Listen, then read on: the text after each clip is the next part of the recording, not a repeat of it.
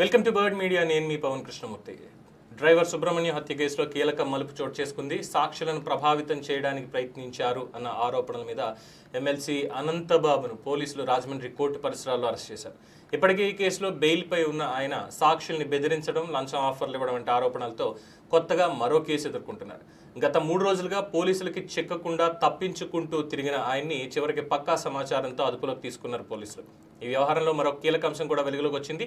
సాక్షులను బెదిరించిన రోజునే అరెస్ట్ చేయడానికి వెళ్లిన పోలీసులు ఆయన్ని పట్టుకోలేకపోవడం వెనుక విచారణాధికారిగా ఉన్న ఒక పోలీస్ అధికారి ముందస్తు సమాచారం ఇచ్చినట్లుగా ఆరోపణలు వచ్చాయి. దీంతో ఆయన పరారయ్యే అవకాశం దక్కింది. ఈ విషయం ప్రభుత్వం దృష్టికి వెళ్లడంతో సదరు అధికారి మీద తీవ్రమైనటువంటి చర్యలు తీసుకున్నారు.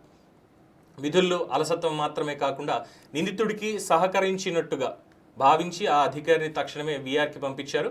తదుపరి దర్యాప్తు బాధ్యతలను కొత్త అధికారికి అప్పగించడంతో కేసుల్లో వేగం పెరిగింది. సాంకేతిక ఆధారాలను వినియోగించి అనంతబాబు కదలికలను ట్రాక్ చేసిన పోలీసులు ఆయన రాజమండ్రి కోర్టుకు వస్తున్నట్టుగా గుర్తించారు. వెంటనే ప్రత్యేక బృందాలు అక్కడ మాటు వేసి కోర్టు పరిసరాల్లోనే ఆయన్ని చుట్టుముట్టి అరెస్ట్ చేశాయి.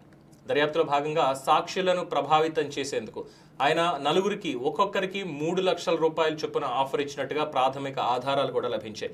ఈ చర్యల ద్వారా అసలు హత్య కేసును బలహీనపరచాలి అనేటువంటి ప్రయత్నం చేశారని పోలీసులు భావిస్తున్నారు.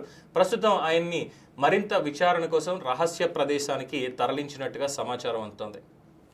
సర్పవరం పోలీస్ స్టేషన్కి ముందుగా తీసుకెళ్లారు. ఆ తర్వాత అక్కడి నుంచి రహస్య ప్రాంతానికి తీసుకెళ్లారు.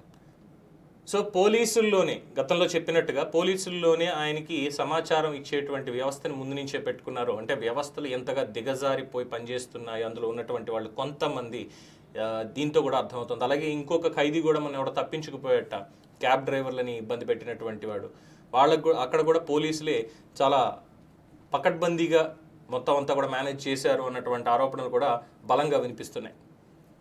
సో ఓవరాల్గా హంతకుడు ఎమ్మెల్సీ అనంతబాబు మొత్తానికి అరెస్ట్ చేశారు 3 రోజుల తర్వాత. ఇక విచారణ తర్వాత ఈ కేసు వేగవంతం అవుతుందా, ఎమ్మెల్సీ బర్తరఫ్ అవుతారా అనేది వేచి చూడాల్సిందే. అయితే దీని మీద వైఎస్ఆర్సీపీ నుంచి మాత్రం ఎటువంటి ప్రకటన కూడా లేదు. సో వైఎస్ఆర్సీపీ స్టాండ్ ఏంటి అనేది స్పష్టంగా అర్థమవుతోంది. ఎందుకంటే మౌనం అర్ధాంగీకారం అంటారు. మౌన అర్ధాంగీకారం ప్రకారం చూసుకున్నా ఓకే, అనంతబాబు ఏం చేశాడు, ఏదో చేశాడా, ఫైన్, పర్వాలేదు, మనోడే కదా, ఉండనివ్వండి అనేటువంటి విధంగానే ఉన్నారు. నార్మల్గా అయితే ఇలాంటి కేసులో ఇమ్మీడియట్గా బర్తరఫ్ చేస్తారు. ఎందుకంటే ఆయన ఏమీ హత్యలో డైరెక్ట్గా ఇన్వాల్వ్మెంట్ లేదు అనుకుంటే ఒకటి, బట్ డైరెక్ట్ ఇన్వాల్వ్మెంట్ ఆయనదే ఉంది. ఆయనే స్వయంగా శవాన్ని డోర్ డెలివరీ చేశాడు అన్నది కూడా అందరికీ తెలిసినటువంటి అంశమే.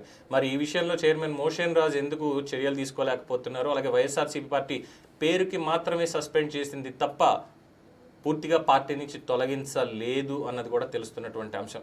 ఎందుకంటే అధికారంలో ఉన్నప్పుడు జగన్మోహన్ రెడ్డి గారే పక్కనే పెట్టుకుని తిరిగారు కాబట్టి హంతకుణ్ణి ప్రోత్సహించినటువంటి జగన్మోహన్ రెడ్డి గారి ఆలోచన తీరేంటి అనేది కూడా మళ్ళీ ఇందులో బయటపడుతుంది. చూద్దాం ఇంకెన్ని విషయాలు దీంట్లో బయటపడతాయి. రహస్య విచారణ తర్వాత కేసు ముందుకు కదులుతుంది, ఎలాగా శిక్ష పడుతుంది అనేది. ఇది అంతున్నటువంటి బ్రేకింగ్ సమాచారం. For more updates keep watching the bird media.